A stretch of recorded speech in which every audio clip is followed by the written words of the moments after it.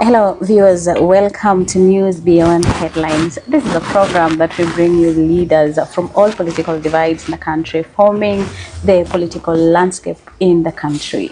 And today we are honored to host the Kenya National Union of Nurses Secretary General Seth Panyako. He is also one of the aspirants in the Malava by-elections.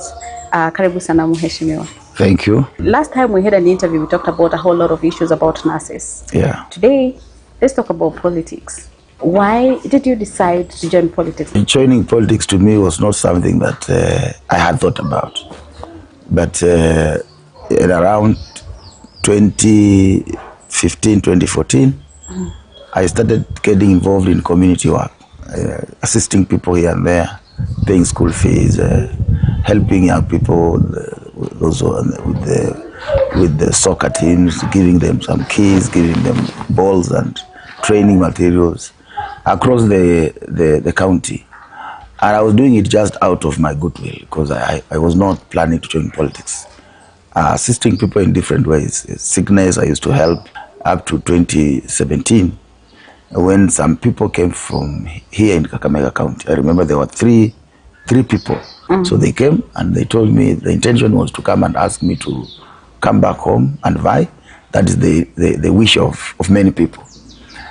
And then I told them, okay, I will think about it. Tombo, the famous one, the one who did the session paper number 10, that is always quoted everywhere in this country. So, and in 1952, when state of emergency was declared and political activities were banned, trade unions movement came in through Federation of Kenya Labour and East African Workers Labour. Workers Congress. They came in and they took over the struggle for independence, and they did that until Mzee Jomo Kenyatta was released and the emergency was lifted, and we got independent, and that is how trade union members or leaders have helped in participating in angering democracy and bringing independence across Africa. Even when you go to South Africa, the history of the independence of South Africa is anchored in the trade union movement, African National Congress. It played the critical role in ensuring that South Africa is free and is back to Africans. So it's at that time then I decided to go in through the then Orange Democratic Movement, and I vied for senator's seat, which I won. Of course, it was taken away. That's how I joined politics. You won and it was taken away. So you say you believe that you won against Cleophas Malala? Yeah, I won against him. I beat him thoroughly, but the system did not want me. You remember at that time, 2017, is when we had a national strike that lasted for 6 months. During that period of electioneering period, our members were on strike. And so I remember the president... The nurses. Yes, I remember the president having said that Panyako cannot be a senator when he has closed down our hospitals. And everybody came up against me, including my own brother, Francis Atoli did not want me at that time. We had Oparanya turned against me at the last minute. He assisted Malala in stealing my victory. Even my brother Kutima from my home turned up against me. They all assisted in stealing the victory. But I thank God for that, because, you know, there's time for everything. Maybe God had not agreed that I should be a leader at that time. And it has continued like that. The last generation, 2022, Malulu was number 3. I was number 1. But the Manyasi was number 2. But you see, he came from behind and he was given my victory. And when we went to court, of course, the president, they colluded. That's why I left UDA, for information. One of the reasons why I left, because my own party colluded to have the judge change the judgment.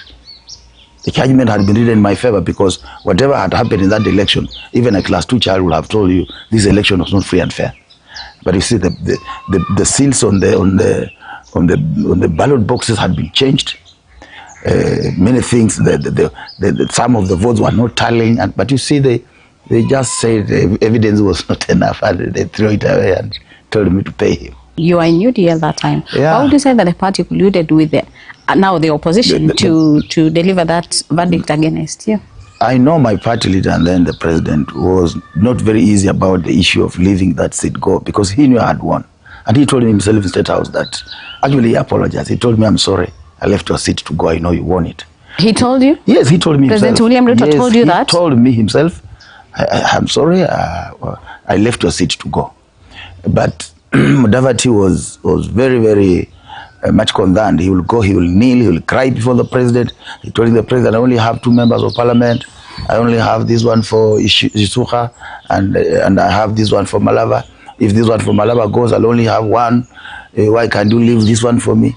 Then they agreed to go and talk to the judge and give him something small of 3 million and let him change the judgment. They changed the judgment, and that's what happened. God allowed that to happen. And he had a reason why he allowed that to happen. Perhaps I was still not ready to be a leader in the eyes of God. So that's why a human being, you can have your own plans, but maybe the devil or God has his own plans. I don't know why that was the work of the devil or it was the work of God. Those are very serious allegations, you know. Yeah, and I say them without meaning my words because no one has ever challenged anything I've ever said on media since I became a public figure. Nobody has ever challenged because they know I speak the truth. And it's so painful when you beat somebody, when the people vote for you, you win an election, then they steal that election, you go to court, they go and bribe the judge, and then you lose, then the judge slams you with bills to pay when he knows clearly that he changed the judgment. That's the irony of this country. It's even better for the judge to throw away the matter and say each party to pay their own costs because this is a matter of national importance. When you go to court, you don't go to court on your own behalf. You go on behalf of the people. I won that election. If I was number 3, 4 there, I'll have been said, now this one is a busybody. Let's assume that even I lost and I went to court. I was number 2 with a difference of 2,000 votes. Why will you slam me a bill of 3 million when I've just lost an election which has been stolen? It simply shows that the court system that deals with election petition has issues. And you have heard the president himself say, he was very much critical about the courts. Though we may not want to, we may criticize the courts where they go wrong. And on that particular instance, 2 instances, even in 2017, 2017 was worse because that was so clear. But the judge just threw away my matter. And that was against Cleophas Malala. Yes, in Kisumu. But she threw out my matter based on the same reasons that they had used to throw away Nani's matter, Martha Karwa's case. So when she threw out, like today, tomorrow, the Martha Karwa's appeal in the Court of Appeal went through, and it said it's not the responsibility of the candidate to give accurate votes. In any case, the candidate is contesting those votes. They are not correct. Because the votes that I took to court were the ones from the portal, IBC portal, because they refused to give me from 37C. Now I had to go to Court of Appeal. That is where it was more devastating. In the Court of Appeal, you know, my lawyer refused to file record of appeal. He was compromised. Because if I had a proper appeal on record, I would have won that case in the morning. Because there are 2 sets of from that 7C. Even on that file today, when you go, you see it. The one that filed by Chebukati and the gazettement. Chebukati gazetted 258,000 for Malala. But when you look at from that 7C that was signed in Kakamega by the county returning officer, it says Malala got 228,000. There's a whooping 30,000 difference. That one alone, that matter is over. But you can see how our system works. So what was the difference of votes between yourself and Malala's at that time? What was given to me was 198,000 and him 228,000. But what was gazetted in Nairobi was 258. The votes were still running. I think you had that thing of the vote was still running. So Chebukati used the portal to register. He didn't know that the portal had different votes from the one of that 7C. Okay. So mine remained 198, but Malala's votes continued running. So until the time they were gazetting, after a few days, he had 258,000. I had 198,000. And yet what was in Kakamega was 198 against 228. So there was a whooping difference of 30,000 votes. And when they saw that, they said, this can't happen. If we go to Court of Appeal, we lost it. In fact, they were saying we lost it. But before even the judgment was delivered, they said, this one we have won. It's very... And then again, you are slammed with cost. I feel these 2 churches they are not human beings. When you have denied somebody his right, the only one I agree was the Court of Appeal. Because Court of Appeal, there was no Court of Appeal. So you see, the court will simply dismiss it, because if there's no record of appeal, even they compromised everything, even the typed proceedings which are supposed to be read every day. Up to now, I've never seen the typed proceedings. Up to now, as I'm sitting here. Since 2017? Since 2017. Like, they are not on record, even if you went there today. And that's why some of us feel like we needed to go to Parliament to look at some of these laws and make them very strict, and even give a view for, give the powers for out-of-court review or audit of the matters in court. Like my case is a clear case of audit. If it was audited, it would be found that somebody was compromised somewhere to deny me justice and slam me with cost. It's so painful when the wish of the people is taken away, and also and then the person who is carrying the will of those people is being frustrated and being intimidated, just being told, next time, don't come back here. And indeed, if I don't make it and I'm a dear for Pitts in this by-election, I will never go to court. We'll come back there. But now, 2017, you contested the results. 2022, the same. You contested against the late Malulu Njendi in 2022 as a member of parliament in Malava constituency. What makes you confident right now that you may clinch this seat in Malava with the competition that you have right now? 2 or 3 things. One is that Malulu was the strongest competitor against me, and I beat him. He was number 3. He was not even number 2. The people of Malava had rejected him, but he imposed himself on the people. He got humiliated. In fact, when he left Malava High School to his home, he was crying, and he was telling people that the people have rejected me. It is Muluya who kept telling him, no, you are the one who have the certificate. People are saying, don't cry. He knew he had lost, and he knew he had stolen the election. He was not even happy with that victory himself. You know, when you lose and you know you lost it, and you know you have stolen, and you know people have rejected you, so you're bossing yourself on the people. He cried. He knew it. Currently, there are many issues, about 3 or 4 issues that put me ahead of the pack. Number 1 is that the people are very angry. They are very angry from what has happened to me in 2 elections. In 2017, they say they know my victory was stolen. In 2022, they know it was stolen. And this time round, they are very bitter and angry that they are going to vote, and anybody who tries to steal my vote. My only issue is the vote, protecting the vote. It has nothing with winning the vote. The people of Malava have made up their minds. They want me to be the next member of parliament. They have wanted me from 2017, but their will has always been diverted by dark forces. People call dark forces. So I'm confident. I have the numbers.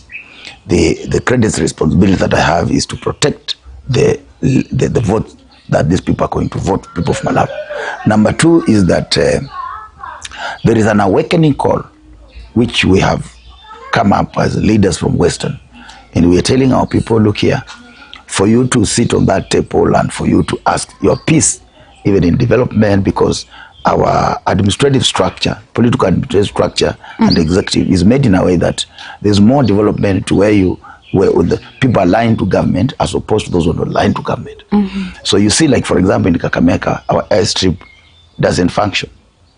It is the only one in this region that doesn't work, because maybe Kakamega is not has no strong footing in the government. That's why you see our airstrip only operated for a few months. It's gone. It's not there. We have Pone Halole there. It's just alone. I have not finished what I was saying. So it requires for you to have a strong political vehicle, that we all put our vote in that political vehicle that reflects the leadership of our people. We may start by saying we are starting by saying we want a political party that's home-based, political party that is exciting our people in the Luhya nation today is the Democratic Action Party. Remember the other time I told you, and you say you had Democratic Action Party, and I told you I was not at that time. But the party that is exciting the Luhya nation is making the Luhya nation know that we can actually have a political party, we can support a political party, have people elected in that political party, and we can have our leaders now having the power to sit on the table and negotiate for our region. Because as long as we have this kind of system where the president still holds the wheel and decides where development goes and where it doesn't go, you need to have a strong bargaining power. And the strong bargaining power lies in the vote of the people. If they don't vote for you, they cannot give you the power to negotiate. And at that point is where I only say, don't blame Mudavadi. Don't blame Wetangula. Why are you blaming him? Don't even blame Eugene. You did not give them enough votes. You did not. You have ODM is domineering everywhere. And then when ODM has all these seats, what Raila is going to Pakistan and takes these things to Nyanza? Here we are left. So we need to have a homegrown party that takes all the seats in Luhya Nation. Then now the person whom we have confided and given the vote, the power, will be able to work with other political parties from across the country to form government. Then in that government, our share will be there. So our people are awake to that fact that they want to vote to show the Kenyan world that now the Luhya people have started seeing what it means to vote for your own people. That's issue number one. The last issue is that there is the general dissatisfaction with the government. The performance of the government has been not to the expectations of Kenyan people. There is over-taxation. The issue of housing levy remains a thorn in the flesh of the Kenyan workers. And I can tell you for free that the about 4 million working Kenyans who are being deducted, you included, will not vote for William Ruto, will not vote for Kenya Kwanza administration. You saw when Mudavadi came to Malava and he had teachers. Teachers raised pertinent issues. Some on medical cover, even other civil servants, they had their medical allowance taken away, up to 4,000, that they are going to do a comprehensive medical scheme. That comprehensive medical scheme is not there, has collapsed. In SHA, you know, sometimes we need to be honest, because when you're not honest, you look like a dishonorable leader. That you saw the president say our parliament is riddled with corruption. I have been saying this. I told you that here the other time. I told you don't have a parliament. You are questioning me. Now you heard it from the horse's mouth. He said himself that these people are corrupt. These people are useless. Also the president himself. I was sitting there when he was saying that. I was in Homa Bay. And I clapped for him. And I gave him a standing ovation for saying the truth, that we don't have a parliament. He really excited me. And you see, the issues of SHA, to me, SHA isn't that bad. The problem with SHA is that they are not differentiating between the needy people, those that used to pay 300 in the NHIF. Because when you ask a mother who is a widow, she's not working, she depends on maybe selling a chicken around for her day-to-day activities, and you ask her to pay 1,000 shillings, and you tell her pay for a whole year before you access medical care, you are definitely denying these people care. And I'm now investing a lot in assisting these mothers and these widows and those people who are not able in society, especially the area elders. They do a great job in the community. They are not paid. Every time I am assisting, even this week I've just paid. Last on Friday, I paid for SHA for an area elder at my village in Manda. He got an accident and supposed to be operated on, and he doesn't have the money. He's being told to pay 8,700 for a year. He works for the government for free. There's nothing that the government gives that area elder in return. Health should have been, they should have been said, all area elders in Kenya, free medical cover. And wapewe hizo kazi na watoto wao. So people are very bitter. When you look at the share, the level of deduction is 2.7% on gross salary. If it's about healthcare, why do you want to deduct my house allowance and take it to health? My position remains that social health insurance cover is a responsibility of the government, and government runs her programs through taxes. So the government should find where it can tax everybody so that it becomes really universal. But to think that the about 4 million Kenyan workers will finance and take care of the health of over 55 million Kenyans, that is where the problem is. So generally the issue of taxation has really made the Kenyan workers very bitter and harsh and unfulfilled promises. When you come home, for example, the road from Malava to Samedhi all the way to Namirama to Shanda, we have been promised this road will be tarmacked every election. President Uhuru Kenyatta promised us, it was never tarmacked on first term, second term. We promised our people will do it. It has been opened 2-3 times, yet nothing has happened. When you look at those kind of projects which are not, the road in Malawi is in pathetic situation. You saw the other time the media was there and it showed how the road had been spoiled at a particular area, and it was a danger to the community. Nothing has happened up to now, despite the fact that the media highlighted The other that. day when they were at Bulupi, that is Musalia Mudavadi and Farouk, they say there's a contract already on. Nothing. Those people are liars. There's no contract. There's nothing going on at all. There is a road from Butali going to Malek. During Oparanya's time, he had started working on that road. Up to now, nothing is happening. It is stalled. We have a milk plant that is stalled in Malava. But those are now county projects.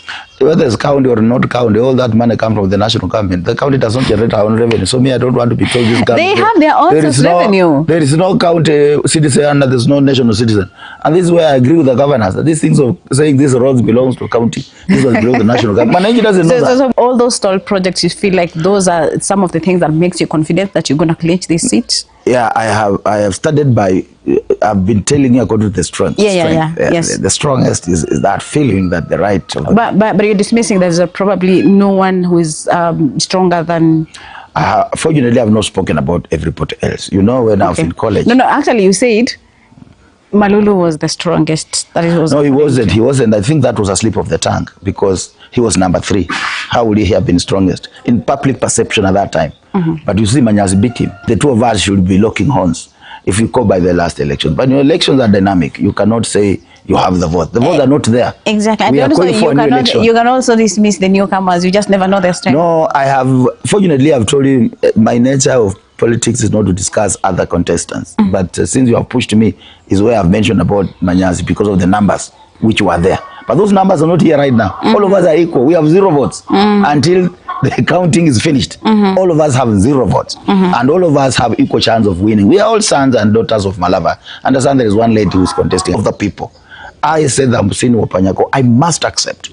It's a win for the people of Malava because it's the people, the majority, who want so and so to be their member of parliament. And therefore, if that person they want to be a member of parliament wins, it's a choice, the win of the people. An individual is not bigger than the community. So are you intimidated at some point, maybe with the presence of President William Ruto, Musalia Mudavadi, who is now coming in as the lead campaigner in the UDA? Are you intimidated in a way, especially right now, that as much as you're saying ANC did not win, Malava is actually considered an ANC stronghold? I am very happy. Every time these fellows come, they give me more votes. They lose more votes every time they come. So I'm happy for them to continue coming. Number 1, look at these things they are calling empowerments. They have just been stealing from people. At Putali, they had about 85 Pota groups. They said they had raised about 9 million. And what happened? They gave the Pota people had raised for 4 million. Then they came and said they added 5 million. But what they gave the Pota people was 5 million. And then on top of the 5 million, they added around 25 groups which were non-existent. So the Pota ended up getting a loss because they added groups which are not existing. So they took away 4 million and said it was for logistics, for tents and chairs and water. Yeah, they went with it. The same in Kibangeti. When they did for church, groups of churches. Those churches have not received the money up to now. They got very little money. So you can see the cuts from the people who are involved. They said the one they were raising over Friday when my son, I said on TV yesterday that he was my brother. He is not my brother, he is my son. And Anja is my son. And Anita mimi baba. Ni abana nduku yangu ye ni mtoto wangu. They raised money and they had promised those widows that immediately their fundraising is over, you are going to line up and we'll give you your money. Because they know how the money has been being stolen in the past. When the Harambe Court finished, did you see them lie down? I know you are there because you are journalists. Did you see any woman being given money? They went with the whole money. This has been what they have been doing. So the Potapotas, they call the Potapotas Malava, they wanted to say now, give you 2,000. So Potapotas say, oh, this is our money, the one they had stolen from us. Let us take the 2,000. And they were happy. And they took the money and said, we cannot vote for you. Because you people are dishonest. And that's why I tell you every time they come, they add me more votes. And every time they come to say they want to a government person, the people ask which government. If it is Ruto's government, it's Panyako who brought it here.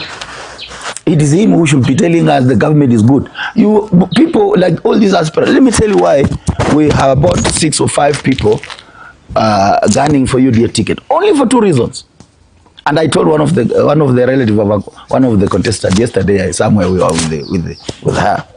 There are only 2 reasons why they are running for UDA ticket. Any other Kenyan with any clean mind, you can't run on UDA ticket because you will not make it. And the reasons why they are running on the UDA ticket is, number 1, they know that UDA has money. They will be given maybe 100 million or 150 for campaign. The first thing they will do is to remove their 50 million or 20 million put aside to take care of the money they spent during the nomination period. They are spending a lot of money. Some of them have sold vehicles, and I'll come to that. So that is one reason, number 1. They know there is money in UDA, and they know that is the money they are targeting. Target number 1. Target number 2, they were promised that the government will steal election. So they are not there to win. They are there, number 1, to get the money, number 2, to sit and wait for the government to steal elections for them. How do you know all this, Muhesh? Why should I know? I'm a politician. You are in UDA. Are they the same premises you are given when you are vying on? UDA was not the ruling party then. And we remember we were told we have the system. You remember the system? Yes. They said they had the system. And the system collapsed. Because they had no even agents in the entire region. They didn't have agents. They didn't have agents in Central. They didn't even have agents everywhere. So their system collapsed. But if they had agents, the system would have worked. Are you getting it? You rarely get to know people who win elections in Kenya. A majority of Kenyans win elections are at home. This is the saddest part of the story. And that is why the president can get so frustrated to the extent that saying publicly, international media, that our members of parliament are so corrupt that they cannot do their work independently. Their hands are already tied with the money. And I heard somebody say they are given as low as 10,000 shillings for you to divert the will of the people, to legislate it the wrong way, because whatever they are doing there is legislation and oversight. They do legislation, oversight, and what? And representation. So the 3 functions given due to the constitution, 10,000 or 30,000 or 50,000 shillings given by somebody, makes you not to do that function. And the people have entrusted you. So I can speak boldly about the corruption in the government because the president has said it so himself. He's the head of state. I think who else can we trust? We will really come back to that, to national politics. But I really want us to focus more on Malava. And first, you didn't get to answer me directly. Are you intimidated by the presence of President William Ruto and Musalia Mudavadi? Well, maybe I answered you, but indirectly, because you just I answered you directly, but let me make it very clear that their presence makes me happy. Okay. Makes me happy because every time they come, and I want to repeat, they add me more votes. Politically, they cannot intimidate me. I'm not a person to be intimidated. If I want to be intimidated, why will I leave UDA? Where there is money? I will not have left. The last time we had an interview with you, Mheshimiwa, you told me Ruto called you and told you leave my party. So why would you? Yeah, that's why I'm telling you. Later on, I told him that's not your party. The party is supposed to belong to the people and to the members. It's not yours. And that's why I stuck around for some time. 2 years later, I was still in UDA. And I left last year this year early. After the demise of Mheshimiwa, have they reached out to you probably before you declared your... They have, but they are scared calling me directly because they don't know what I'll tell them. They know my mind is straightforward. So UDA reached out to you? They have reached out to me, but you see, they know I've told them my mind is clear. That is why you saw when Nabin Apwera and his colleagues were shaming themselves at Kimangeti. They say, since I've refused to listen to them, let them come and campaign against me. There is no fire. There is no fire. If they are not coming for these empowerment things, let them come there to look for votes. We have trained our people. Sisi pia si wachinga. We have told our people when they come, you wacha wakule pesa. Unajua kichokosa mtu hata kupeje nyako nayo. Wacha atoe pesa, but immediately akiondoka, onyesha kwa barabara nyinyi mnaunga nani mkono. That is what happened in Malava when they came. Immediately they left. There was song and dance in their entire Malava. People were singing, sisi tumekubali kumchakua Panyako. And they were frustrated. They were nishukuze. Immediately they left. I think you have seen the videos. People erupted from nowhere and they were singing about Panyako. He is our member of parliament. So people have made up their mind. Whatever they do, I'm not worried about that. But that doesn't mean I'm not campaigning. I'm not asking for votes. I'm not relaxing. I will reach every family. I'll reach every home. I'll reach every person. I'll reach every market. I'll reach every place where water is fetched. I'll reach the farms. I'll reach everywhere. I'll go to the forest. If there are people gathering, looking for firewood in the forest, Malaba forest, I'll go look for votes from them. I'll walk everywhere. The ruling party, UDA, they have the financial muscles. And probably they will use money to ensure they get this seat, that is. And of course, Malulu Njendi was in government, courtesy of UDA, and, Musalia Mudavadi joining Kenya Kwanza government. But as for you, you are in DAPK, and then now we have DCP. We're actually in the opposition as well. They have their own, aspirant there. Do you think that this is going to work against you now that we will not have a united opposition, but we have DCP, DAP, all of them, fronting their candidates against the UDA? There are two things that disadvantages the government wing. I'll tell you one. I'll tell you those two things. I already explained, but there is one thing that is very prominent with government in place with by-elections. The people are very bitter about the failed promises and the dictatorship that's being emitted by the government. So that one alone thrust us in the opposition ahead. But coming back, the voting patterns in terms of where we have many numbers, of course, yes, in a general election is very significant. But in a by-election, people make up their mind very early who they want to vote for. But let us go to the last general election. Kenya Kwanza had two strong candidates, Panyako and Malulu Njendi. The other people had one candidate, Job Manyas. Job Manyas, I told you, was number 2. But let us now go what was recorded. Kenya Kwanza had candidate number 1. Kenya Kwanza had candidate number 2. And the other one, what was it? Azimio had number 3. So from where I sit, it doesn't matter whether they fail or not. From where I sit, whether DCP brings a candidate, the people will elect the person they want. So as for me, the number of political parties, it will be even good for DCP to have a candidate on the ballot in Malava. You know why? So that Malala can know that he has no say in Malava. During my wish, there is nothing called Malala in Malava. He has no influence on our voters completely. If you don't respect the people, they say if you don't respect the hand that feeds you, it will slap you. So Malala is ripe for slap. He needs to get a slap. A political slap, not a fiscal fight. He needs to get a political slap. You understand? And that should be happening in Malava. Malava is where we are saying the Luhya nation is going to be respected. The Luhya nation is awakening. It is time for the Luhya nation to speak, and it's going to speak through Malava. And we are not mincing our words. We are not tribalists, but the fact is, politics is tribal. Politics is domestic. Politics is in the village. It's everywhere. I've told you I look for votes everywhere, including where water is fetched, everywhere. Look at Trump. I told you that time. He won on the basis of tribalism, racialism. Say this America belongs to the white people. I'm going to chase all these fellows to go back to their countries. Has he chased everybody? He even threatened the other time to deport Obama. And that excites the chauvinists, those people who believe we are the white people, this is our country. So in Western region, we have been neglected. We cannot be the second largest community in Africa, in Kenya. And actually we are number 1. Because the people they are saying are number 1. When you go there, nursery schools have closed. They have no children. But here we are having children every year. Tunafumula watoto, pap, pap, pap, pap. Then you tell me we are number 2. How? Be as it is. Record-wise, we are number 2. We cannot play third fiddle for 60 years, yet we are number 2 in population. We must be either number 2 or number 1. And that is why we are saying the march to bring in the Luhya nation, would have our numbers count and to have our respect, is going to begin in Malava. The question you asked, have I answered properly or have not answered? That issue is that the number of people who are contesting will not affect the outcome and the will of the people of Malava.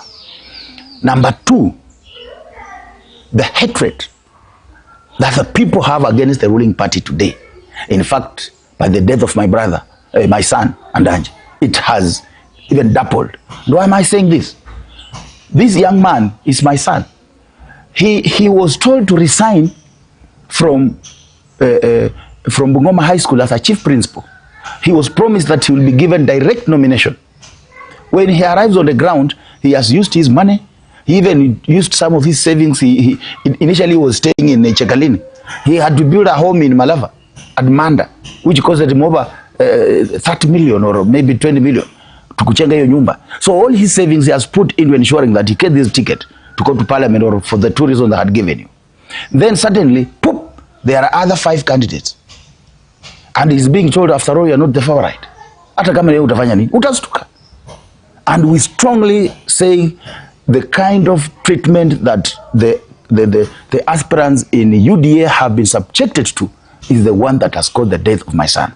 And I'm saying this without meaning my words. So the seat for Malava is going to the opposition. That's all I can say. It's already done. People have already decided. You can't change their minds today. Actually, those are just speculation. We cannot really say that is the reason as to why. If you ask me a question, you need me to give you an answer. He died. You cannot come around again and say the answers are speculations. Then you should not have asked that question. No. I'm actually talking about Andanje's death. You know, you talked about the reasons as to why he died, and that is why. What else? A person who's healthy, you had the wife say he was healthy. He has not been sick. He did not even have malaria. You had it. That's a family speaking. Who are you to challenge that and say it's speculation? Who are you? If the family is saying our son has been killed, when they are saying our son was not sick, what are they saying? They are saying somebody has killed our son. Somebody has killed my husband. Somebody has killed my father. That's what the family is saying. You know, msema kweli ni postmortem. It doesn't matter. Postmortem, what did it tell you? It will tell you cardiac arrest. Finish, period. What else? I am a medic. Forget your video at postmortem. It will tell you nothing. And even if there is something beyond cardiac arrest, they can decide to mess around with it. The fact is, we have lost our son. And the fact is the family is saying, he was not sick. He has never been sick. I am part of the family. Because his father was my cousin. So he's my son. And I'm speaking because I don't want to, it's not politics. I'm a leader who has defended the rights of Kenyans. And that's what I live by defending the rights of Kenyans. By defending workers. Because workers' rights are Kenyan rights.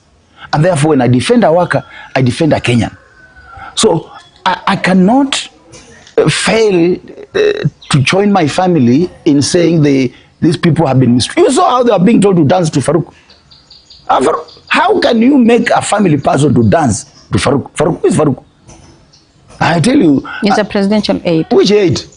Where is it? What is his job description? Coming to Malaba to tell people to dance around. They have never been coming to Malaba. Mudavadi has never been coming to Malaba. What is he coming to do today? To campaign. He came once. And when he came once, what happened? We lost our son. He came once and we lost our son. And we are not saying this. We're not mincing our words.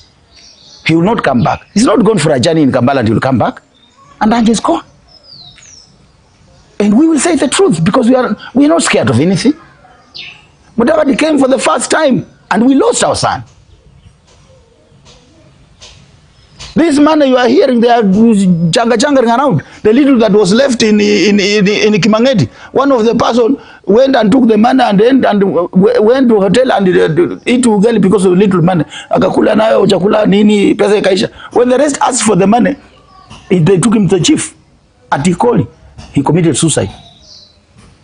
Have you had somebody committing suicide because of money? I have you diko na deni yako to commit suicide. This is bloody money. Money that is bullets are going through the head and chest of our children. It's bloody money. And we are saying this without fear of contradiction. It's bloody money. Hata mimi niko na deni yako nijinyonge. Sio ni mapepo inakusukuma ujinyonge. Why would you say it's blood money? It's blood money. They've been killing our children. When they steal money for SHA, when they steal money for taxes, is it not blood money? When you have no roads and people are dying because of accidents on the road, because the roads are not well done, because the money is stolen, is it not blood money? When our children go and demonstrate demanding for proper governance, demanding for the act to not to the finance act not to be passed, and they are killed. When they go to commemorate the 1 year of the murder that took place the previous year and they are killed, that's blood money. Who is killing? Why should you kill? Those people in UDA are there for two things. One, they believe election will be stolen for them. Two, they believe there is money. Nothing else. Who else want to associate with UDA? Honestly speaking, who? Who in this country? Apart from maybe a few fellows somewhere. But the actual Kenya with the independent, even Raila himself is not associating with the UDA. On many occasions he has refused. He has said, I've only gone there to help them run government. We don't know. We better have a bad government than having no government completely. You understand? And I agree on that. Because you see, if our country turns like Uganda, no, not Uganda, like Somalia, like Sudan, and where people are, it's now civil war. Of course, when you kill our children, it's just like you are turning our country to be like Sudan, Khartoum, but not at that level. Once we go to the area of civil war and people start to fight clearly to overthrow the government, then it is when Kenyans will know that let us have a bad government than having no government at all. That's the only aspect I agree with them. It's better to have a bad government than not to have a government. Otherwise, nobody is willing to associate with UDA, even ODM itself. Even Raila himself. Raila said that they are going to associate beyond 2027. He said that. And this General Secretary General, who's the spokesperson of the party. In fact, legally speaking, whatever Raila says, those are his own things. What Sifuna says, that he speaks on behalf of the party because he's a spokesperson. I don't care. I'm not an ODM person. But what I'm saying is that when he's asked, why are you with Kenya Kwanza? What does he say? We have come to help them run government. I think he has made a number of, meetings or rallies in Malava, not necessarily the first one, as you say. I just wanted to correct. No, he has not made in Malava. He's been doing it in Nairobi. No, he has. When he attended the meeting, Yahao Walimu, he was in Malava. No, it is just one occasion, one day. No, he's also been on the campaign trails. No, which campaign trails? No, not really campaign trail, but empowerment forums. No, he's only come this one. Forget about before Malulu died. We are talking about after the death. Even after his death. I've covered him. I live in Malava. Okay. Maybe you covered somebody else. He came Friday. He made porta-pottas. The rest of the meetings I've been doing in Nairobi, carrying people, taking to Nairobi. For the first time, Masale is meeting people. It's time of harvest. Okay. People of Malava are harvesting. What is rightfully theirs? The money belongs to you. Let them give you, but muombe your pesa. Msichukue your pesa na kwa mfuko na kukimbia na kwa nyumba. Pray that money and remove all the blood that is on that money. DCP's Cleophas Malala, he's the deputy party leader, right? You cannot wish him away when he got 80% of the votes while he was, vying for the gubernatorial seat. Do you know that he did not beat the current governor where he voted? In Mumias East. Where he voted, he did not beat Governor Barasa. Governor Barasa beat him at the place he voted. They come from Mumias East, probably, so... He says he comes from Navakholo. Okay. Yes, he says he comes from Navakholo, not Mumias East. He is a Navakholo resident, not a Mumias East resident. He was beaten by Barasa. We told our people to vote for him for reasons that we told them at that time. And I don't want to keep talking about the past. I've told you even me I don't have votes now.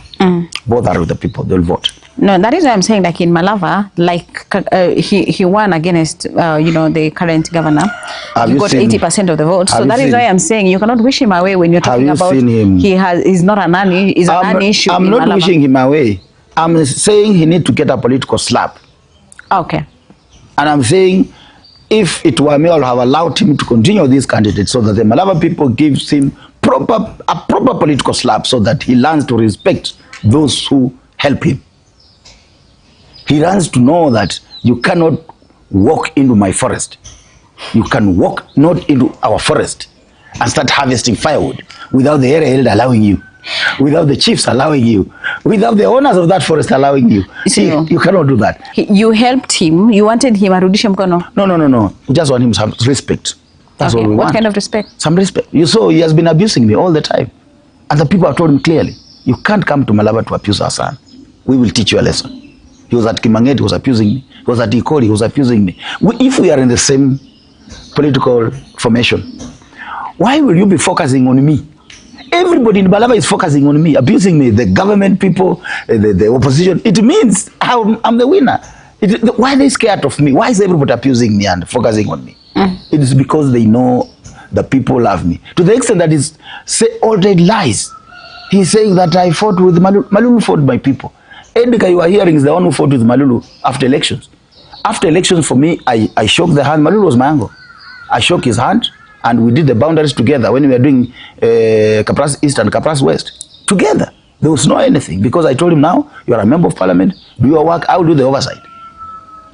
But the person who was fighting Malulu after he was elected is Edgar Busiega. Even there's a live matter in court, and find out Edgar Busiega fights with Malulu in jail. It will be there right now, not tomorrow. It is there online. So when he goes around saying, oh, don't elect somebody who fought with Malulu, oh, his driver was Jewish, knifed, what? And he's having a candidate who fought Malulu to the grave. It is Edgar who fought Malulu to the grave, not me. Me, when the elections were over, I shook the hands of my uncle, and I told him, you have another 5 years. Where you need me, call me. And we work together. There's a video when Boni Halwale was trying to, unite you. What was that? What was that? What had happened that day? Because people you forget very fast. Vita. Do you know the tradition of the Kapras people? You cannot spill the blood of my son or my daughter, and then the same day he's still lying on bed, and then you are there saying, let us forgive each other. It doesn't work like that. Once you spill somebody's blood, there is a process of forgiveness. And I told him, you have spilled the blood of the followers of a leader who is anointed by the elders. Me, I'm not an ordinary leader. I'm a leader, what they call it, Mukasa. It's in very kiongozi wa Mukasa. Mimi ni mtu wa Mukasa. You can't beat me, and you cannot beat my people. And the rest, he beat me, he beat Caleb Sunguti, he beat Manyasi. All these people are leaders. And Caleb was beaten by him directly, not his followers. Caleb's bodyguard was of course knifed, and Caleb himself was also knifed. For me, I was not where the war was going on. And Manyasi, when he fought Manyasi, you see, when you fight all these people, now what will viongozi? It is wrong. What the lady was doing was wrong. So you can't come up today now and start saying, oh, the Panyako fought. Why are they not talking about Manyasi? And he fought Manyasi. Why are they not talking about Caleb Sunguti, who's in Roots Party? And he's also what they're talking about Panyako. Why? The Edgar who fought Malulu to the grave is the one saying Panyako fought with the member of parliament. I have never fought it. You know me. They say I'm harsh. But my harshness is what has made Nasser to live a good life. I have never started war anywhere in public. But the people who bring war, even the man we love, and we still love him up to now, so it has stand. He slapped at DC here in Butere when he was in opposition, and they were denying him to speak. He slapped at DC, and you see that when he was given assistant minister, he said, "I'm not going to be assistant minister. I want to be a minister." And he was given a minister for housing. When they said they don't want Butere Sugar come to Butere, he said Butere Sugar will come, and it came, and he was not doing it politely. He was fighting. If you are a man and you are too polite, your wife will even be taken away by anybody. You are protect your wife and your children. You must have stamina to be a father, the head of the family. So for me, if somebody says I'm harsh, I agree. Maybe that's my nature. Because sometimes even when I'm talking with you like this, you will hear others say, oh, he has been very harsh. So if that is my nature of talking, let me talk like that. As long as I have not slapped anybody, I have not fought anybody. They can say whatever they want to say. But for me, as far as I'm concerned, I'm the most peaceful person. If what the late did to me and my people, if I was a violent person, I would have gone for him. Not that I was not able to do that. I was able to revenge. I never revenged. But eventually, after everything calmed down, you made peace. No, we didn't make peace because he spilled the blood of my people. Okay. I still repeat that. It was supposed to be his initiative, according to the Kapras tradition, to call me, na hata sio mimi, because spill blood is supposed to come to my people, the elders. Awambie, I spill the blood of my mjomba, because mimi namuita mjomba, mjomba wangu, and I want us to make peace. The wazee will now be able to say, if you want to make peace, these are the steps to follow. If it's church, he goes through the church, and the church will tell you, if you want to make peace, these are the steps to follow. Come to church, we pray for you. Then you shake hands, and then we pray. He never took those steps. He died without us forgiving each other. And it was his initiative. But we were talking. We were talking. That's why you saw, when you go, you'll still see those photos. We are laughing with him when we are doing the boundaries. Because the enmity, politics is not about enmity. It should be issue-based. Sure. But unfortunately, the archaic way of doing politics in Kenya has been not issue-based. So you see somebody was, why do you want to beat my followers? Why do you want to knife them? You want to kill them? Why do you want to kill my driver? If somebody targets your driver, he's targeting you.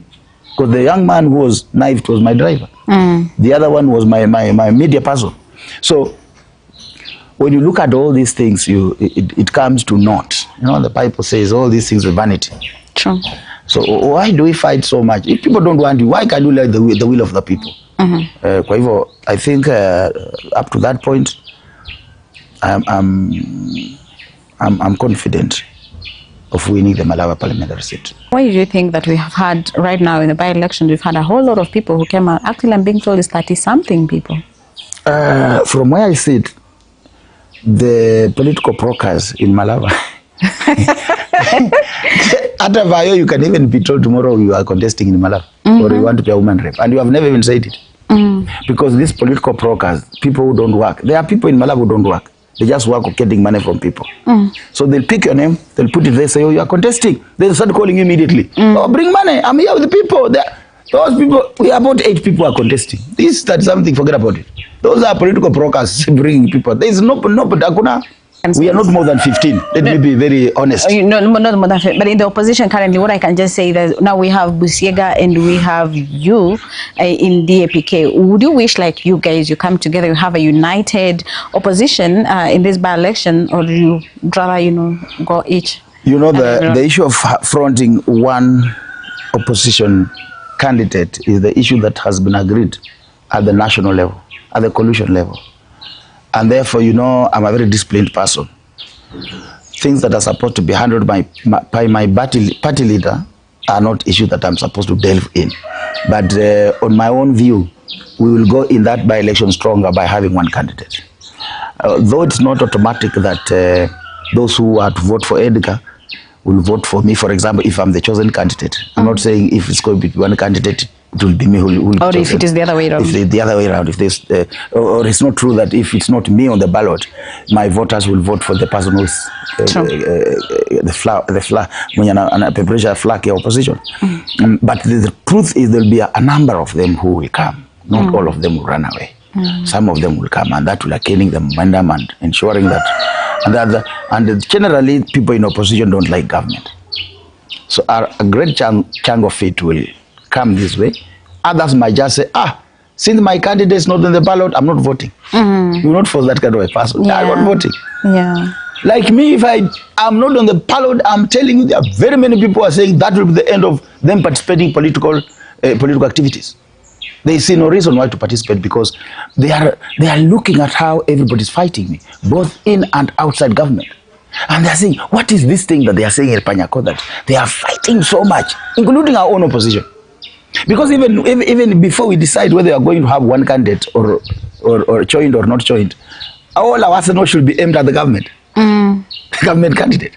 But you can see that everybody's arsenals are aimed at Panyako. Both opposition and the government. Both. It's about Panyako, nobody else. So I am happy that they see maybe what I don't see in me. But one day maybe God will reveal when I'm elected. Maybe he will tell me, now this is the platform, this is where I want you to go. I take proud that everybody's fighting me. It makes me happy. I'm told, by the way, that Gachaguas is coming back next week. So if at all the opposition comes together and say we want one candidate in Malava, and probably you will not be the chosen one, will you say, okay, let's support the favorite of the opposition? I have already answered that question before. Bayo likes repeating things so that she gets clearly the way she wants. If that's the decision of the coalition, what do you want me to do? I will not have a political party. I can't go independent. Independent, rule it out. So if they say that, Panyako, you are not fit, we have somebody who's better than you, we think that we'll wrestle the government and put it on the ground, I will accept and retire from politics. Retire completely? Of course, I'll retire. Whichever the way. If I win this, I'm going on with politics. If I don't win, I'm retiring from politics. And I'm saying this on TV. And I want you to keep it. It's do or die for me. I don't want to be another Raila. A stolen election 5 times, 6 times. I don't want to be there. I want to be that record. So this is your last risasi? It's the last one. It is either I make it or I don't make it. If I don't make it, let me live in the union, let me serve my nurses, and then I'll retire from the union and come home and stay in my home. You see, I'm a farmer. You can see maize around. I've harvested. I'm food. I have bananas behind here. I have chicken. You see, I have a cow.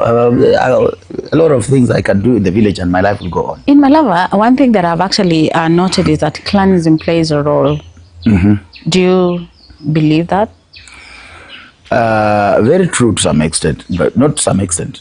Not very true to some extent, because Soita Shtanda came from the minority clan. That clan of his was the minority. But he managed to bring together the bigger clans and the small clans, and they all took him like he was almost becoming a cult. We almost worshiping him, a small god. So your leadership style will determine whether you spar clan politics or you bring together people. I stand on the platform of uniting our people. Clan politics might play a key role, because after Soita Shtanda's death, the Malava people believe they have never had proper leadership. The leadership that has been there has divided people in clan lines. Like, my clan voted for me to the last person. And the last days when Mheshimiwa was alive, I was telling my people directly that you will not get anything from my leadership, because you voted for Panyako to go for him to help you. And it has been a challenge to me, because so that I've been helping school fees and funerals, because they believe my clan didn't vote for him. So that was a challenge. But so did he neglect your clan? He did. But I have since told my people in Malava that, look, I'm a national leader. My uncle could have done that because maybe he was a local leader. I lead across the country. Even if I'm talking about the Luhya Nation uprising, I'm speaking on the platform of the politics is local, politics is tribal. But I'm looking at the national platform. Even if it's me you're looking at, that maybe I can thrash the Luhya Nation in the years to come, when my party leader maybe has retired or something like that. Because for me, I'm a true Luhya, and you don't plan to inherit your father when he's still alive. You know, in our community, if your father has 10 wives and the youngest is younger than you, when your father dies or becomes too weak, it is you who are assigned the responsibility of taking care of the young wife, the last born. Fortunately, I'm not the last born in the community. But what I'm saying is that I cannot try to inherit my elder brothers when they are still alive. We have to support them so that they are also having a platform out there. Your clan is the second largest, right? No, the largest. Yeah. Abatowa is the largest. Abatowa is the largest. Followed by Abasonj, and then Abashu. That order. Ah, okay. Yeah. So how do you distinguish your campaigns with this other? No, the issue of clanism, maybe you're still there. Your question shows you are still there. The clan politics. Mine is to sell the agenda to the people. The agenda that I have about education. The agenda I have about infrastructure. The agenda I have about healthcare system. The agenda that I have about security and insecurity in our constituents. The agenda I have about public participation in how national government constituent development fund will be used, CDF, because this money belongs to the people, and it's very important that people decide how the money shall be used. Giving the people my agenda, what I want to do for them, or rather what my leadership will do for them, because it's not me doing it. When we become a member of parliament, there is also the constituent management team that manages how the funds are going to be used. So me as the patron, my work is to ensure that the public do participate in deciding what projects to be done. So that is what distinguishes me from others who are saying, we are standing on the platform, my clan. Oh, my clan has endorsed me. Oh, my clan has done what? You know, our elders, some of them are, unfortunately, they are doing very bad things. They endorse this one tomorrow they are. Look at, for example, where my uncle, you know, Maluli Acha was my uncle. The Basonje clan, they endorsed Azar. The following day, they endorsed Wakili Edgar. The next day, they endorsed Ryan. No, so. This is elders. So I'm above those kind of points. Now that's why I've refused the issue of endorsement. You will not see it. But was it from your clan? I've not endorsed you. No, they endorsed me in 2017, and I've not changed their mind. And that was it. You don't do it twice. You don't do it twice. It's just once. And that's why when they do some things, they have to be very careful. Because you cannot, you know, some of these traditional things, even how to translate it in English, it is difficult. But you know, yeah. The crown of the community sending you to go and look for something is only done once in a lifetime. Na saa ile umechoka, umesema I have not been able to bring, I'm returning it to you. Give to another brother of mine or another child you see. That is when they are supposed now to call another meeting and now allow another person kuweka hiyo bango na kuondoka. So they gave you that bango. And that mkongoja nimekuona na rungu. You have seen it. I don't work with it. This was say you hapana tembea ovyo ovyo, hapana piga nayo mtu. It's for leadership, not for fighting. Okay. But currently right now how much influence do you think Governor Natembeya and your party leader Eugene Wamalwa have in these by-elections, and especially forming the outcome of the by-elections, especially right now? By the way, I don't know, we've had issues push and pull in the party. I'm proud of the two leaders, Natembeya, and unfortunately I have to think that Eugene is an old person. What do you mean? I didn't know that you are age mates. Eugene, Natembeya, myself, we are just people of 50s. We are the same age mate. Eugene is not even 60. He's not even approaching 50. 60. He's not. Even if the public service, he will not be retiring. Only that he started this thing early. And people want to put him in the bracket of the old people. So Natembeya, myself, and Eugene, we're the same age bracket. No one can tell the other one to leave. We are all the same bracket. I know they have an immense respect from the people of Malawi. Eugene has a long history with the late Soita Chitanda. And anybody who stood with Soita Chitanda commands respect in Malawi up to now. Natembeya is coming up with a new slogan to awaken our people. And he has a great liking for the people and the young generation. And when he speaks with authority and is focused. He appears to know where he's going. And our people are yearning to get a leadership that can give them direction. So our two leaders, Natembeya, Eugene, Savula, Savula is in our party. It's not ODM. It was a coalition. Exactly. So we gave the deputy, my party now, I was not there then. My party now gave the deputy governor. And the governor came from ODM. Yes. That's how that magic is. So Savula remains the deputy party leader in DAP Kenya. How many deputy party leaders do you have? I think there are 4. 4? Yeah. I think there are 4, but the ones that are popular that we know. I know of I know of George Natembeya. I know of Saibu Savula, Munyenyi, and Savula. Those are 3. 3, yes, that's 3. Savula, Natembeya, and Munyenyi. There are 3. So I want to say that the Jogo is saying the interview should be Shahidi already. It has come to say this interview has overstayed. Don't chase it. It is coming to speak to say the interview is over. You should have ended. When Kenya was getting Uhuru in 1963, Martin Shikuku took a cockerel from here to Lancaster House. When it reached the time when it crowed, he said, "Saya Mwafrika kupata uhuru imefika. Give us our freedom." You understand? So it was given. He said the cock has grown. What else are you waiting? So it was given. So this one is saying, no, this interview has been long. This has been long. We need to end it. What had you asked before the cock came and said it? Actually, about the deputy party leaders and the I've said they have equal influence in Malawi, and the Malawi people are, that of, you say they are coming. And the excitement you see from the people. You just get, you just ask questions. So our people are lacking leadership. Now the leadership is trusting itself through DAP. Even some people have tried, what these things of Malala has been saying. People are brushing them off. Don't tell us about tribal. Don't tell us all the party belongs to Pukusus. You want us to go tribal? Will you manage yourself, Malala? We know what Wetundu told us about you. We know what Wetundu told us. What did he say? He said he's not a lawyer. He said he's a Luo from Siaya. Why would you trust Wetundu's word? Yes, we trust him. He's an elder, a very respected old man. He was in the county assembly for 25 years. He was in the Kazo ile Azamani. Then he was 2 terms as an MCA. And he's an elder respected. You see, now when he tells us the party belongs to Pukusus, you want us to believe that. And when we tell him that now if you are saying tribalism, now even you are not amongst us. You don't want other people to believe that. You see, when you start a war, be sure that people will respond. But me, I'm above those kind of politics of saying this is what. If we go that way, then Obama should not be president of the US. Actually, the person right now preaching tribalism in Kenya is Malala. Not even his party leader.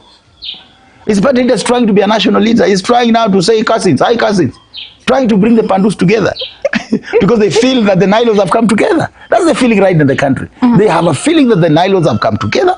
Now the time now the Pandus to come together. Understand? Because Raila is Nilot. Lake Basin Nilos. Right? Lake Basin Nilos. Nani, my brother, friend, President William Ruto is Highland Nilos. And somebody added right now the referee for IPC is playing Nylon. So you see, they are together. So they are saying hi cousins. Why? What is it wrong when we say hi cousins to come together? You start saying it's tribalism. But the person who is preaching tribalism in Kenya today is Malala. When he started labeling political parties, so UDA belongs to you, to Kalenjin, and you what? Every political party must be built from the grassroots. Unfortunately, ODM has done this. That's the only area ODM has managed for many years. ODM is the only party that maybe looks like it has a and it's also it has started tolerating divergent views. If it was ODM of Zamani, Sifuna will not be there. He would have been kicked out. The way he kicked out Nani, you know, that's why everybody's running away from me. You know, that's why everybody's running away from me. When I joined when I was in DAP, initially they ran away. I was alone. When I left briefly and joined Chirongo's party, they trooped, all of them came back and joined the DAP. Yeah, because I believe Busiega was also in DAP. Yes, all of them, even Manyasi. Even Manyasi, the one who opened the office in Malava for DAP, is the one who paid rent for 6 months. They came together, trooped back to DAP. When I came back to DAP, they all trooped away, they all ran away. And that's why guns are aiming at me. So my party is a democratic party with those ideas, because when we were in Nairobi, they said, we are going to have a free and fair nomination. And when they gave me a chance to speak, I said, you young people, some of you are my cousins, what? Funga Uganda. Funga mshipi kwe ngumu kwa sababu mimi si mtu rahisi kisiasa. Mnaenda kukutana na ndume yenyewe ya Malava kabisa kwa hiyo nomination. When we came for the rally in Malava, they had all run away. I was left Lewis alone. After that rally in Malava, Lewis is still there, but now I'm happy my brother is now supporting me. Yeah, he said he's supporting you? Yeah, he's supporting me. Yes, Lewis is now supporting me, and I'm happy for him. Oh, that's beautiful. So next time, even if I left and he wants something, what will stop me from telling my people, this is the right person to vote for? You see? So there will be no nomination because I'm alone. Lewis so has decided to support me. According to you. Had decided to support me. And those who are there have run away. You know, even today, let me tell you something. If I woke up today and Amadioha forbids, and it will not happen, but I'm just saying if it can happen in the dreams. You here have joined UDA. Those fellows will run, all of them. They will run, all of them. That's why I told you, back to the two things. UDA has money, and they believe election will be stolen in their favor. Otherwise, free and fair, no nomination will be free and fair because we are fighting inside the party. So they cannot wait for me. They will run all of them away. But I'm in DAP to stay for the longest time possible. UDA leaders have been making, inroads in Malava. We've seen Musalia Mudavadi meeting a number of leaders, Kabras leaders, from, teachers to elders in Nairobi and even in Malava constituency. Do you think that these would really, these will give you sleepless nights? I have told you I'm not scared. And I've told you every time they come, they give me more votes. In fact, when Musalia came, the Pota, he gave them 2,000 each, and immediately he left, they were asking, after elections, why has he never come back here? After we voted him in 20, was it the time Kioni didn't vote for him when he was the deputy president, vice president for Musalia Mudavadi? The only constituency where he won was Malava. Hata kwake kwenyewe constituency yake Sapatia, he was beaten by Odinga. He has never come to prove Malava to say thank you. His point men 3 have died, 4 have died. He's never come for funeral, even one. We lost Wetundu. Wetundu is the one who used to say, huyu Mudavadi akiingia bunge, mimi nakaa tu kwa mlango hapo. Nikikuona na kufungulia, unaingia. Kama wewe sio mtu yetu nakufukuza. He was that close to Mudavadi. Mudavadi has not come for his funeral up to now. We lost Stephen Wambulwa, former MCA, Chimche Ward. A close friend, a close, even a relative. He has not come. We lost this chairman, Carlo, at Butali there. He has not come for the funeral. Juzi we lost from MCA. Suit South or West. Tali. South Kapras. Close allies. He has never come for the funeral. So people are asking, what is he coming to do? From the day he became a cabinet prime minister and the minister for foreign affairs, and cabinet minister for foreign affairs, he has never appointed an ambassador from Malava. What is he coming to do? People are saying, let us eat the money, it is ours. It's our taxes. So for me, if they come, it's good. Our people will get. It's time for my people to harvest. After this election, you will not see them all. Get that money. You don't see them all. Get that money. Eat it. It's yours. Some people actually say that this by-election has turned into battleground of political egos rather than local development issues. It has allied to the government coming in and saying, now this is what we want to do, this is what we want to do. But they are also looking at the election in Malava, the by-election, as a mirror of what will transpire in 2027. Correct. So do you think that this is really about issues of ego na kujipiga kifua other than, development issues in Malava? You see, in politics, you must have a projection on where you want to go. And when you want to gauge where you want to go, if a privilege comes, if the privilege comes, that privilege, you must use it properly so that you can know where your strengths are. If Malava is going to go away from UDA, then Kenya Kwanza must know that they are leaving government in 2027. We are sending them home. And that is what we are determined to do, to send Kenya Kwanza administration home in 2027. And we will do it because the people have rejected this administration. Yes. So there is nothing like egos. That's politics. The aim of DAB is to take over government.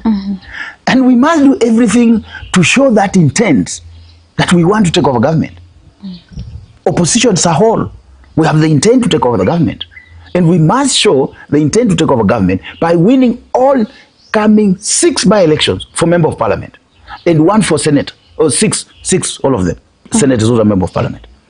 Plus these MCS. We are talking about Malava alone. Soon we are going to arrive in Huisero, Kisa East, and we are going to take that seat. DAB is taking that seat. We are taking Huisero East, Kisa East. We are taking it. So we want to show to the country that opposition has grown, DAB is growing, and we are ready. We are ready to take over leadership. And you cannot be ready to take over leadership if you lose a by-election. So there's nothing far from there. We will do the development because leadership determines. More you said bad leadership is bad leadership is uongozi mbaya, maisha mbaya. Bad leadership is bad life. But why will they say that Malava's by-election will actually be a reflection of 2027 elections, and that we have a number of by-elections in different parts? Very unique and a very good question. You see, people have never respected we are people. They call us, we are the swing community. Swing people with, a swing person is like a chicken without eyes. It can be redirected any direction. So they are saying Mount Kenya is decided as DCP or DAB, the opposition is gone. They are not having mathematics in Mount Kenya. But in northern Kenya, Panisa, they know huko it can go either way. So every person ameweka mambo yake huko. Hii ingine ya Nyanza tunajua hiyo ni Raila. Hiyo hata hiyo. But a miracle can happen. Raila can be beaten. Don't we have a party there that has 2 members of parliament? In Nyanza we have. MDG. The MDG, yes. That's true. So MDG, I have been that party leader is a friend of mine. And the way he operates, he is quiet nowhere. But that guy is a grassroots mobilizer. So they are saying, let us see in Malava, if they can vote for UDA, then Ruto is guaranteed of votes in the western region. That's why all their efforts is in Malava. And that's why you are saying, the Kenyans are going to speak through the people of Malava, and they are going to tell this administration that we don't want you.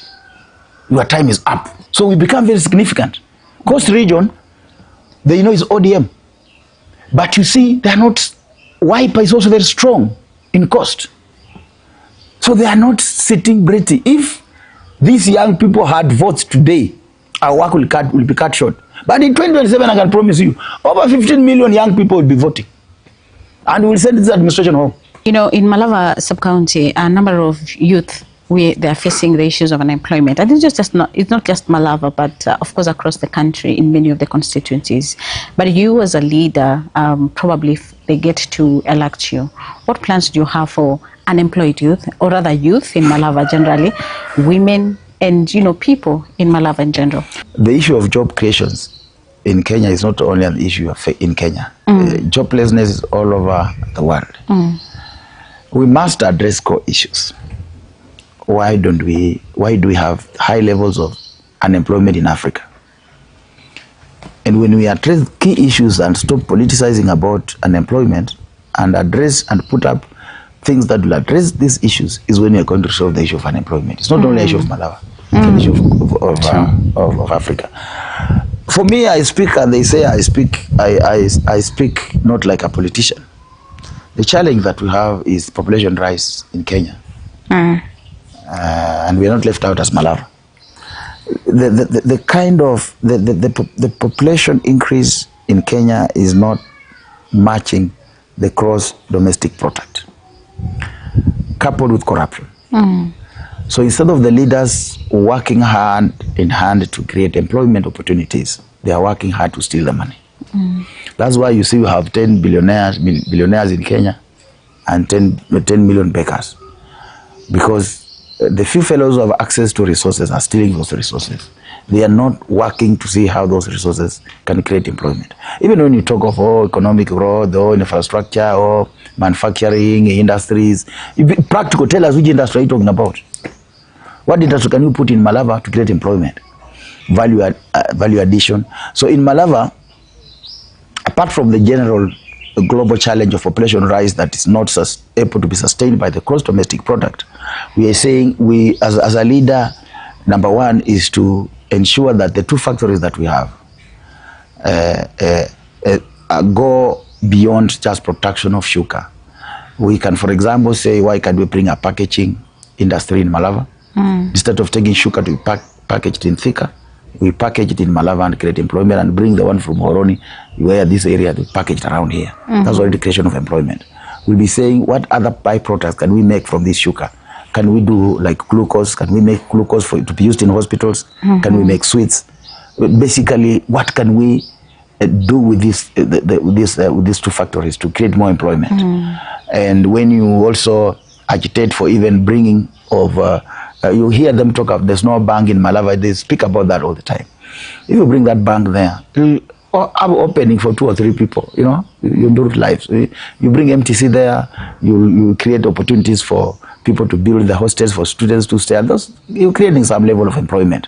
The hospital is expanded, we also get opportunities for people to get employed there. All these things go into creating job opportunities. This development we are talking about, for example, anything that happens in terms of even a college, apart from the core function of teaching, there will be other people apart from the teachers or the tutors who will be teaching there. There are other people like the sweeper, the support staff, who will come from the local community.